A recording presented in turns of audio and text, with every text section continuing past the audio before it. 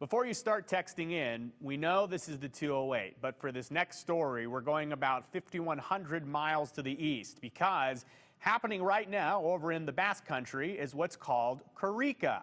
It's an 11-day, 1,500-mile relay throughout the 7 provinces in the Basque Country. And it started yesterday, and guess what? This is a live look at the race happening right now. How about that weather over there? You can see people holding the Basque flag and jogging along in the snowy streets with music in the background. Take our word on that one. It's about 1 o'clock in the morning there right now, but I'll tell you, that is a really hearty group out there in the middle of the night running through. We say hello to them. I'm sure they can't see me, but this Korrika, it only happens once every 2 years, and people from all over, they gather in a relay-style race, as you saw, and it's a way to raise money and awareness of the Basque language. And for those of you new to Idaho, Boise has the largest population of Basque people outside of the Basque Country, which is why we have an entire block dedicated to Basque culture in downtown Boise. So when Korrika happens in the Basque Country, it also happens here in Boise, but just on a smaller scale, and you can imagine with some different weather. The Basque language, which is euskera in Basque, is really fundamental to Basque identity. In fact, the word for Basque person in Basque is euskaldun, which literally means someone who has Basque. In other words, somebody who speaks Basque. This language, we don't know the exact dates, but we know it's quite ancient. It definitely predates Spanish and French, and was spoken pretty widely in the Basque Country. But with the Spanish Civil War and the Franco dictatorship, this language was practically banned for all intents and purposes. So a lot of the people who lived in cities were not able to maintain the language. It was not taught in schools, and it was very much discouraged. In some villages, there were signs outside where it said, "Speak, don't bark." And barking would refer to the fact that they were speaking in Basque. What's interesting here in the diaspora, here in Boise in particular, but in all of the different communities, is here in the United States, Basque was never banned. So they continued speaking it here, and it flourished. And you look around, and we have so many different people who speak Basque from the get-go, and they speak Basque and they speak English. They don't speak Spanish, they don't speak French. So it's due to the diaspora, to a certain extent, that this language was able to be, maintained during those dark times. Tomorrow, we're really, really excited. We're going to have our own Korrika. The Korrika is an event that takes place every 2 years in the Basque Country. It's a fun run in support of the Basque language.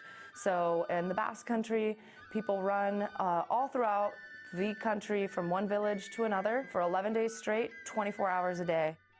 There's one baton, and it is passed along through all of the different towns, different groups. And at the end of the Korrika, the message is read out loud, and it usually has something to do with, promoting euskera, living in euskera, just giving it all the recognition that it needs, even if it's just for those 11 days. We have to continue on for the rest of the 2 years, continuing that flame so that, the next Korrika can take place. And here in Boise, what we've done is the children from the Ikastola will be writing their own little messages, words. We're going to be reading their messages as well as a general message for the Boise community, both in Basque and in English.